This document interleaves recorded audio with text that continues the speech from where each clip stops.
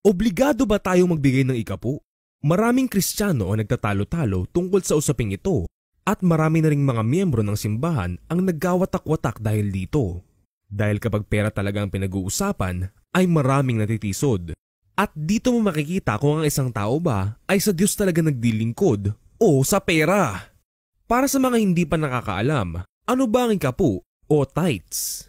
Ang pinakaunang reference ng ikapu sa Biblia ay ang ginawa ni Abraham. Ibinigay niya ang ikapu o 10% ng kanyang nasamsam na yaman mula sa labanan kay Melchizedek, isang dakilang pari.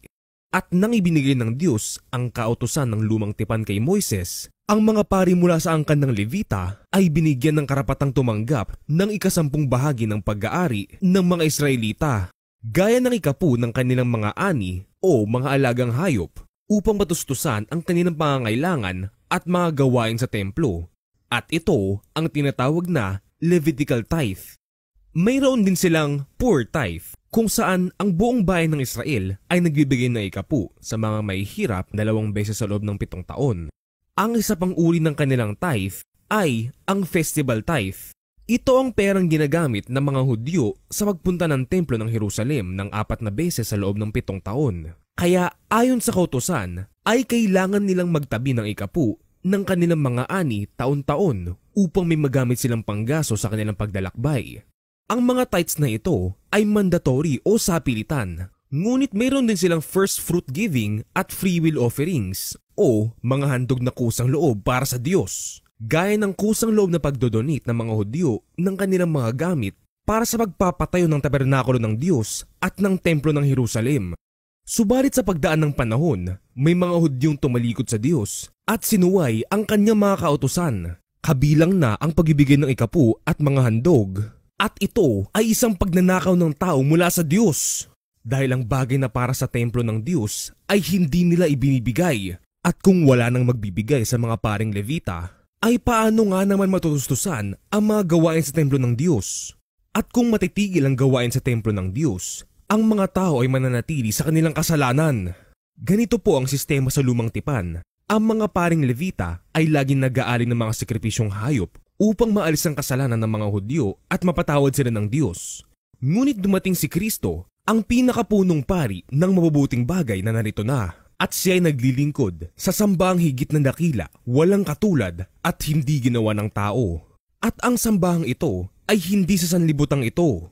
Minsan lamang pumasok si Kristo sa dakong kabanal-banalan at iyo'y sapat na. Hindi dugo ng mga kambing at guya ang kanyang inihandog, kundi ang sarili niyang dugo para mapatawad tayo sa ating mga kasalanan magpakailanman. Ang Panginoong Hesus na po ang tumupad sa mga kautusan ng lumang tipan para sa atin at tayo ay nasa ilalim na ng kanyang bagong tipan. At sa bagong tipan, ang pagbibigay ay hindi na po mandatory o sapilitan. Ni wala na pong eksaktong porsyento o bilang ng dapat ibigay. Dahil ang nais po ng Diyos ay magbigay tayo ng maluwag sa loob at iniibig niya ang kusang nagbibigay ng may kagalakan. Kaya ngayon, ang pagbibigay ay dapat ayon sa ating sariling pasya o sa conviction na ibinigay sa atin ng banal na Espiritu, hindi ayon sa dinidikta ng sinumang pastor o ministro. Tandaan, ang Israel noon ay isang theocracy, meaning ang Diyos mismo ang namumuno sa kanila sa pamamagitan ng kanyang mga itinalagang propeta, pari at kalaunan, hari. Kaya ang kanilang tithes ay may tuturing nating bilang tax na napupunta sa kanilang pamunuan upang sila ay makapag-function. Kaya hindi po natin pwedeng ikumpara ang sinuunang Israel sa alinmang bansa o sistema ng pamahalaan sa kasalukuyan. Tayo po ay mga hentil, hindi mga Hudyo. Kaya wag po nating ipilit na sakop din tayo ng mga kautusang para sa kanila. Sapagkat dahil sa kagandahang loob ng Diyos, tayo ay naligtas sa pamamagitan ng ating pananampalataya, hindi sa kautusan. Sad to say, karamihan sa mga tao ngayon ay napipilitan lamang mabigyan ng ikapu dahil ang akala nila ay requirement ito para sa kaligtasan. Ang akala naman ng iba ay basta nakapagbigay na sila ng ikapu sa simbahan ay okay na. Tulad ng mga Pariseo noon na nagbibigay nga ng ikapu, ngunit hindi naman tumutulong sa mga mahihirap. Ang iba naman ay nagbibigay ng ikapu dahil akala nila kapag nagbigay sila ay ibabalik ng Diyos ang kanilang binigay ng mas higit pa. Ibig sabihin, gahaman ng kanilang puso. Kaya sila madalas na nabibiktima ng mga prosperity preachers. Tunay ngang makikilala mo ang puno sa kanyang bunga. At ang isang palatandaan kung ang isang pastor ba ay talagang sa Diyos ang dilingkod o sa pera ay kapag namimilit siya na magbigay ang kanyang mga membro ng ikapu o kaya ay kapag nagdedemand siya na dapat nakakatanggap siya ng sahod mula sa simbahan. Kaya mag-iingat po tayo dahil mayroon talagang mga pastor na kinakalakal lamang ang salita ng Diyos para kumita ng pera.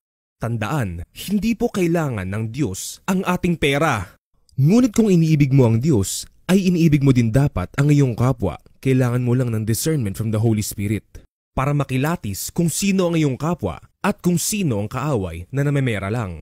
At kung nakilatis mo na ang iyong pastor ay totoong alagad ng Diyos, ay makakatulong ang iyong kusang loob na mabibigay para matugunan ang pangangailangan niya at ng kanyang pamilya. Yun nga lang, madalang na lang po sa ngayon ang pastor na totoong alagad ng Diyos. Hindi man po required sa bagong tipan na magbigay tayo ng ikapu o 10% ng ating kinikita sa simbahan ay nananatili pa rin ang free will offerings o kusang loob na paghahandog para sa Diyos. Tandaan, ang ating katawan na po ang templo ng Diyos at tayong mga Kristiyano ang kanyang tunay na iglesia, hindi ang anumang relihiyon. Kaya kahit wala kang relihiyong inaaniban, ay maaari ka pa rin maghandog para sa templo o iglesia ng Diyos sa pamamagitan ng paggawa ng mabuti at pagtulong sa iyong kapwa, sapagkat iyan ang alay na kinalulugdan ng Diyos. Ito rin ang siyang magpapatunay na matapat mong sinusunod ang magandang balita ni Kristo, dahil ang pagtulong mo sa mga nangangailangan ang siyang magiging dahilan ng kanilang walang hanggang pagpapasalamat at pagpupuri sa Diyos. Kaya buong pagmamahal ka nilang ipapanalangin dahil sa dakilang kaloob ng Diyos sa iyo. Tandaan, it is more blessed to give than to receive. At ang nagtatanim ng kakaunti ay aani rin ng kakaunti. At ang nagtatanim naman ng marami ay aani ng marami.